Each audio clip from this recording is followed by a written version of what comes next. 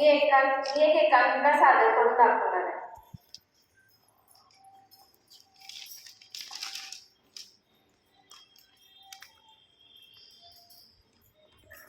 बया बया बया कट्टाळा या जन्माचा, बाईचा जन्म नग ग बाई. सकाळपासून रातभर नुसतं काम काम आणि कामच, काम काम आणि कामच. काम ह्या घरात कुणाकुणाचं ऐकायचं हेच सुचेना.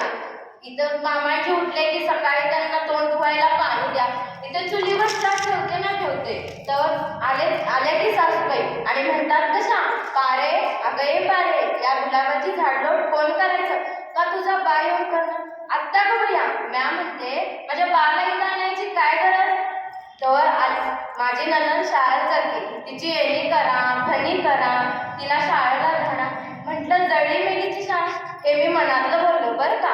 तवर आले ती आणि म्हणतात कसे, ओ वहिनी भाकर तुकडा झाला की नाही, मला कामाला जायला उशीर होतोय.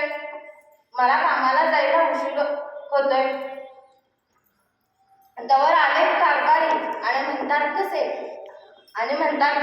पारे अगे पारे, माझं पाय लय दुखतात, मला तेल लावून जरा चेपून देतेस का. म्या काय म्हणते, इथं दिस रात म्या काम करायचं आणि पाय तुमचं दुखतात वय, पाय तुमचं दुखतात वय. तर पाय तुमचं दुखतात तर अगं पारे तसं नाही, आपलं शाळेत लय लांब आहे, येऊन जाऊनच पाय लय दुखतात. सांग की तुझ्या बाला एक फटफटी घेऊन द्यायला, तसं मी तुझ्या बाला काय दिलंय 30,000 म्हणता. माझ्यावरनं माझा आईबा काढला, आजपासून मी ग बसायची, पण आता नाही. मी चटकन निघून माहेरी जाते आणि दाखवते याची फटफटी. अहो तुमच्या शहराचं बी काय खरं नाही.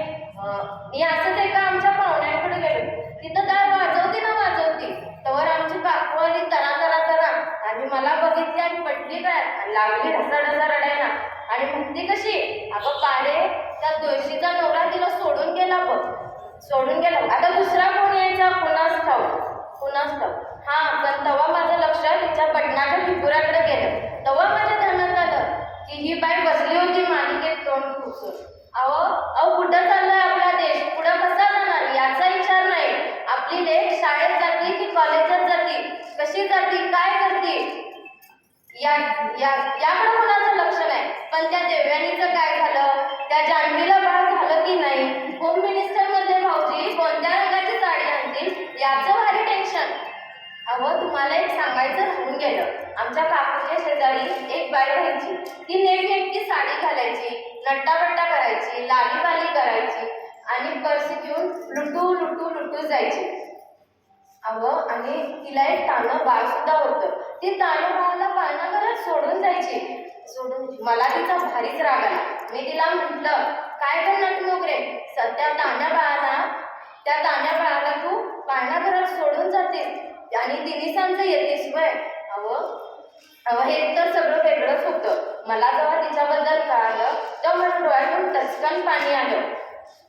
तिला सुद्धा होती तिच्या बाळाची आस, ती विसरली नव्हती तिचं आईपण. तिला सुद्धा होती तिच्या बाळाची आस, पण ती विसरली नव्हती तिचं आईपण. 4 भिंतींपैकी एक भिंत आहे ती, तीच भिंत जगण्यासाठी लढते. त्या लेकराची माय मला म्हणाली, अगं मला अमृताचं पाजर फुटतं तेव्हा चटकन घरी जावं, माझ्या मुलाला माझ्या उराशी घट्ट कवटाळावं, त्याला मन सोक्त पाहावं, त्याच्या बोबड्या बोलण्यानं माझं अंतकरण भरून यावं. पण आड येते ती कर्तव्याची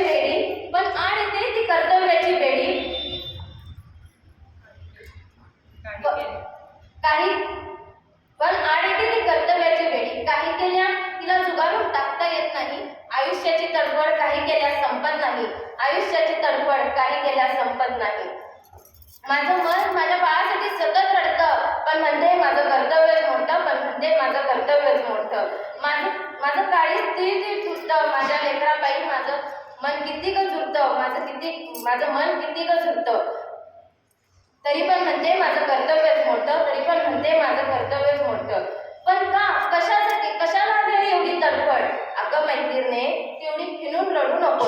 बघ बघ मॅ रडती का, आता येईलच बाई माझी सासू, मी जाती बाई भीती भीती. पण तू थांब, तू मात्र रडू नको. या इथं ज्ञानोबांची मुक्ताई, कान्होबांच्या बहिणाबाई, आनंदीबाई गोपाळ, इथे सावित्री